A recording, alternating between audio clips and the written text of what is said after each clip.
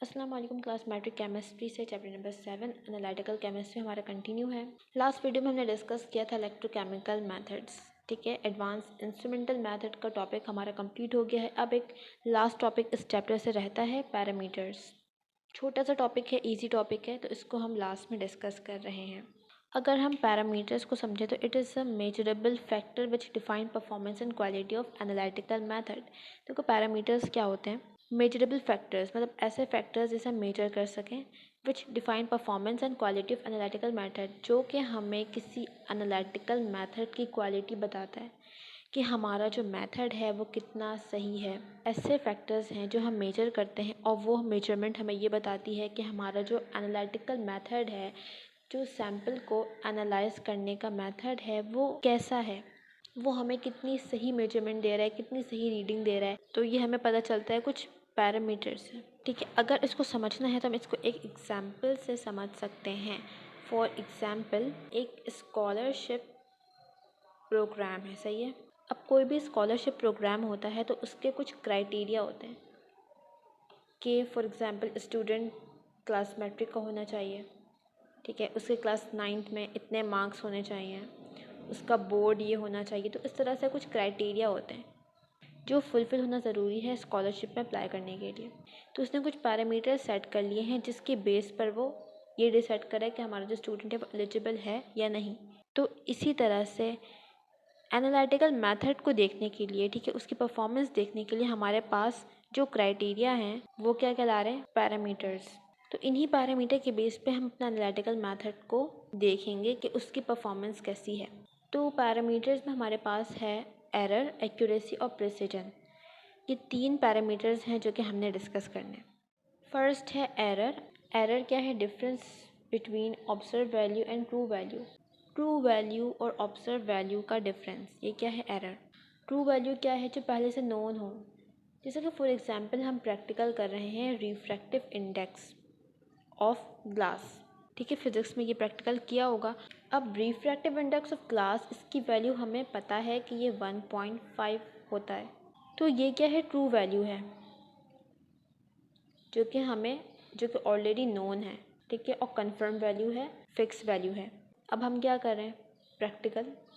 ठीक है, उसमें हमारे पास कुछ रीडिंग्स आ रही है। तो ये क्या होंगी? Observe value. ये जो हमने रीडिंग्स निकाली हैं ये क्या होंगी? Observe value. तो एरर क्या है? ट्रू वैल्यू और ऑब्जर्व वैल्यू का डिफरेंस। ट्रू वैल्यू में से हम अगर ऑब्जर्व वैल्यू माइनस कर देंगे तो क्या आ जाएगा हमारा? एरर। जैसे कि 1.5 से अगर हम 1.48 माइनस करेंगे तो क्या आएगा? 0.02। तो ये हमारा क्या होगा? एरर। एरर को हम परसेंटेज में लिखते हैं कि इतने परसेंट एरर है, 0.1% एरर है, 10% एरर है। तो इस वैल्यू को फिर हम परसेंटेज में कन्वर्ट करते हैं, उसका अलग फॉर्मूला होता है, वो अलग कैलकुलेशन होती है। नेक्स्ट हम डिस्कस कर रहे हैं टाइप्स ऑफ एरर। 2 टाइप्स हमने डिस्कस करनी है, सिस्टमेटिक एरर और रैंडम एरर। तो सिस्टमेटिक एरर क्या होगा, इसको हम एग्जांपल से पहले देखते हैं। फॉर एग्जांपल, ये एक मेजरिंग स्केल है, लेकिन इसका कुछ पार्ट ब्रेक हो गया है। ठीक है, अब इस स्केल पर जो मेजरमेंट है वो 2 सेंटीमीटर से है। इसका कुछ पार्ट जो है वो टूट चुका है, तो अब जो इस पर मेजरमेंट आ रही है वो 2 सेंटीमीटर से आ रही है। तो फॉर एग्जांपल हमने एक मेजरमेंट ली, मेजरमेंट आ रही है 2 से लेकर 6 तक। स्केल पर क्या शो हो रहा है? 6 सेंटीमीटर। लेकिन क्या ये मेजरमेंट 6 सेंटीमीटर है? तो ये 6 सेंटीमीटर नहीं है, क्योंकि स्केल पर जो मेजरमेंट है वो 2 से शो हो रही है। ठीक है, 6 कब होती है? जब हम 0 से स्टार्ट करते हैं और 6 पर हमारी रीडिंग आ रही है, तो ये क्या होता है? 6 सेंटीमीटर। लेकिन अभी स्टार्ट हो रहा है 2 से और कहाँ पर आ रहा है? 6 पर। तो ये मेजरमेंट हमें दिख रही है कि ये 6 है स्केल पर, लेकिन ये 6 नहीं है, क्योंकि मेजरमेंट स्टार्ट हो रही है 2 सेंटीमीटर से। तो मतलब ये 2 सेंटीमीटर हमें ज़्यादा रीडिंग देगा। ये रियल में कितना होगा? 4 सेंटीमीटर। ठीक है, यहाँ पर ये हमें 2 सेंटीमीटर ज़्यादा रीडिंग दे रहा है ये स्केल। अब अगर हम 2 सेंटीमीटर की कोई चीज़ मेजर कर रहे हैं तो ये हमें 4 पर रीडिंग देगा, फिर 2 सेंटीमीटर एक्स्ट्रा। तो ऐसे एरर को हम क्या कहते हैं? सिस्टमेटिक एरर, जहाँ पर every measurement differ from true measurement in same direction.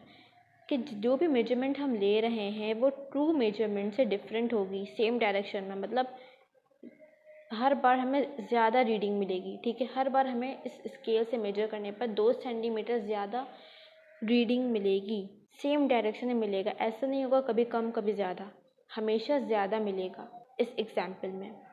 तो वो एरर जो कि हमें बार बार एक ही डायरेक्शन में एरर देगा, वो क्या होगा? Systematic error.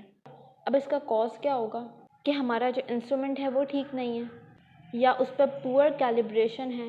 कैलिब्रेशन मीन्स कि जो स्मॉल लाइंस होती है ना किसी भी मेजरिंग इंस्ट्रूमेंट पर, उसे हम क्या कहते हैं? कैलिब्रेशन। तो पुअर कैलिब्रेशन है। कैलिब्रेशन में होना क्या चाहिए कि जितनी भी लाइंस हैं वो सेम डिस्टेंस पर होनी चाहिए, लेकिन यहाँ पर अगर तुम देखो तो देखो यहाँ पर डिस्टेंस ज़्यादा हो रहा है, मतलब इसकी कैलिब्रेशन ही ठीक नहीं है। तो कैलिब्रेशन अगर ठीक नहीं होगी तो हमारी रीडिंग भी ठीक नहीं होगी कि 1 सेंटीमीटर होना चाहिए यहाँ पर, लेकिन जो स्केल है हमारा वो हमें बता रहा है यहाँ पर 1 सेंटीमीटर। तो इससे तो हमारी रीडिंग ख़राब होगी। जितनी बार भी हम इस स्केल को यूज़ करेंगे हमारी रीडिंग में डिफरेंस आएगा।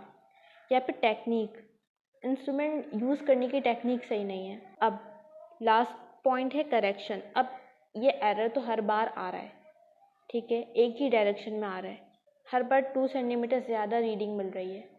अब सवाल ये है कि इसे हम ठीक कैसे कर सकते हैं, करेक्शन कैसे करेंगे? तो ये स्केल हमें 2 सेंटीमीटर ज़्यादा दे रहे हैं, तो अपनी रीडिंग में से 2 सेंटीमीटर माइनस कर दो, ठीक है। प्लस माइनस करके हम ये रीडिंग ठीक कर सकते हैं।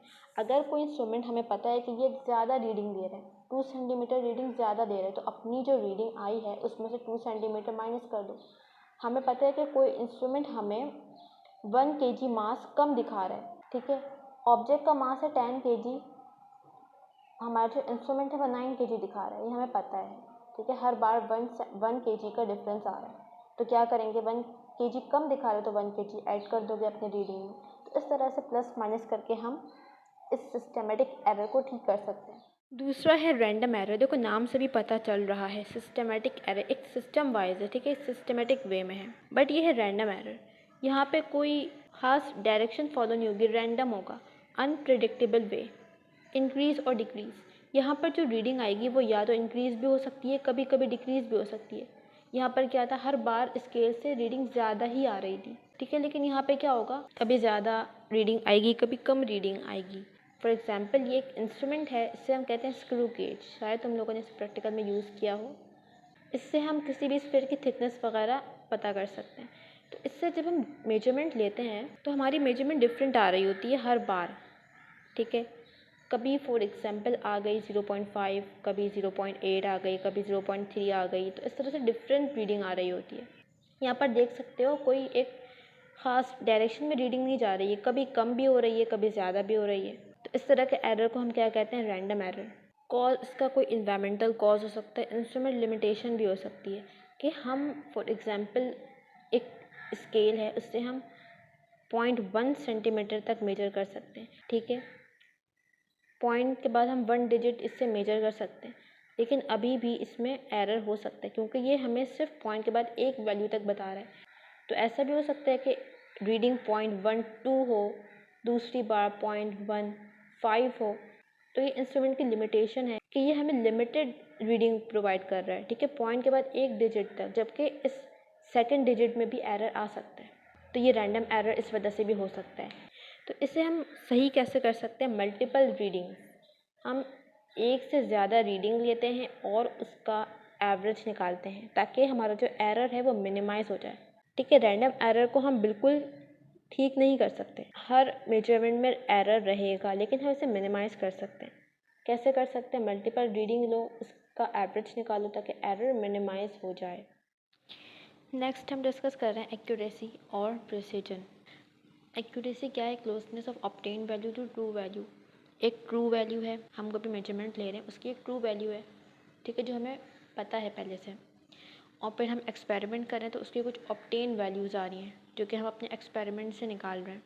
तो हमारी जो वैल्यू आ रही है वो कितना ज़्यादा क्लोज़ है उस ट्रू वैल्यू से, ये क्या है? एक्यूरेसी। कि हमारी जो वैल्यू आई है वो कितनी ज़्यादा क्लोज़ है, कितनी ज़्यादा करीब है इस ट्रू वैल्यू के। तो हमारी वैल्यू जितनी करीब होगी ट्रू वैल्यू के, उस मेजरमेंट की एक्यूरेसी उतनी ही ज़्यादा होगी। जैसे फॉर एग्जांपल एक ट्रू वेट है, ठीक है, जो कि हमने ऑलरेडी फाइंड किया हुआ है 20 kg है। अच्छा, अब जब हम उसको मेजर करें तो हमारे पास क्या वैल्यूज़ आ रही हैं? 19.8, 18.9, 19, 19.2 kg। तो ये जो वैल्यूज़ हैं ये हमारे ट्रू वैल्यू से करीब हैं। 19.8 ऑलमोस्ट 20 होता है, इसी तरह 19.2, 19 और 18.9। तो ये वैल्यूज़ हमारे ट्रू वैल्यूज़ के करीब हैं। इसका क्या मतलब है? ये एक्यूरेट वैल्यूज़ हैं, इनकी एक्यूरेसी हाई है। अगर प्रेसिजन की बात करें तो रेप्लिकेट मेजरमेंट, कि जो चीज़ हम मेजर कर रहे हैं उसकी रेप्लिकेट मेजरमेंट आ रही हो, मतलब एक ही मेजरमेंट बार बार आ रही हो। जैसे कि एक ट्रू लेंथ है, ठीक है, 10 मीटर हमने मेजर किया है, ये हमें ऑलरेडी पता है। अब जब हम उसको मेजर कर रहे हैं तो हमारे पास वैल्यूज़ क्या आ रही हैं? 3.18, 3.11, 3.16। तो ये जो मेजरमेंट्स हैं ये इस ट्रू मेजरमेंट से बहुत दूर हैं, मतलब इनमें एक्यूरेसी नहीं है।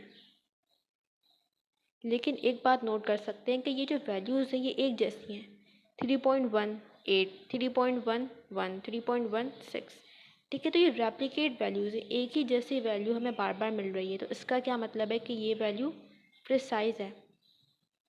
अच्छा, एक्यूरेसी और प्रिसिजन को समझने के लिए एक एग्जांपल दी जाती है। इस तरह के टारगेट बोर्ड्स बने हुए हैं यहाँ पर। तो अगर हम फर्स्ट पिक्चर में देखें तो जो मार्क्स हैं वो बिल्कुल सही जगह पर हैं, बिल्कुल टारगेट पर है, क्लोज है। तो इसका क्या मतलब है कि ये एक्यूरेट है और रिपीटेड भी है, मतलब सारे मार्क्स एक ही जगह पर हैं। तो ये रिपीटेड है, मतलब ये प्रिसाइज भी है। अगर सेकंड डायग्राम में देखो तो जो मार्क्स है वो टारगेट से बहुत दूर है, ठीक है, तो मतलब इसमें एक्यूरेसी नहीं है। लेकिन एक बात हम नोट कर सकते हैं कि ये रिपीटेड है, मतलब जो मार्क्स हैं वो बार बार एक ही जगह पर हैं, तो इट मीन्स कि ये वैल्यू प्रिसाइज है। थर्ड पिक्चर में देखें तो हमारे जो मार्क्स हैं वो टारगेट से करीब हैं, तो इट मीन्स कि ये एक्यूरेट है, लेकिन ये रिपीटेड नहीं है। कुछ मार्क्स यहाँ पर हैं, कोई यहाँ पर है, कोई यहाँ, इस तरह से रिपीटेड नहीं है, एक ही जगह पर नहीं है, तो इट मीन्स यहाँ पर प्रिसिजन नहीं है। फोर्थ और लास्ट डायग्राम में देखो, जितने भी मार्क्स हैं वो सही जगह पर नहीं है, ठीक है, अपने टारगेट पर नहीं है, मतलब इसमें एक्यूरेसी नहीं है और ये रिपीटेड भी नहीं है। कोई मार्क्स यहाँ पर है, कोई यहाँ पर, कोई यहाँ पर, इस तरह से रिपीटेड नहीं है, तो इट मीन्स कि ये प्रिसाइज भी नहीं है।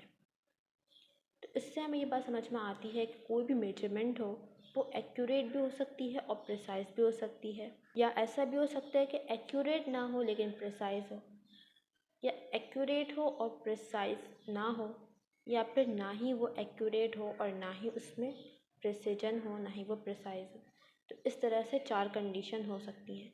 लेकिन ट्रू मेजरमेंट कौन सी होगी? जो एक्यूरेट भी हो और प्रिसाइज भी हो। लेकिन ये जो एक्यूरेसी है इसको अचीव करना बहुत मुश्किल होता है, ठीक है, बहुत मुश्किल होता है कि जो हमारी ऑब्टेन वैल्यू है, जो भी हम अपने एक्सपेरिमेंट से निकाल रहे हैं, वो बिल्कुल ट्रू वैल्यू के इक्वल आ जाए, क्योंकि एरर के डिफरेंट फैक्टर्स वहाँ पर मौजूद होते हैं, जिसकी वजह से हमारे रीडिंग में एरर आ रहा होता है। कोई भी जो मेजरमेंट का हमारा इंस्ट्रूमेंट है वो भी कभी भी 100% एक्यूरेट नहीं होता। वही बात है कि वहाँ पर एरर के कुछ डिफरेंट फैक्टर्स हैं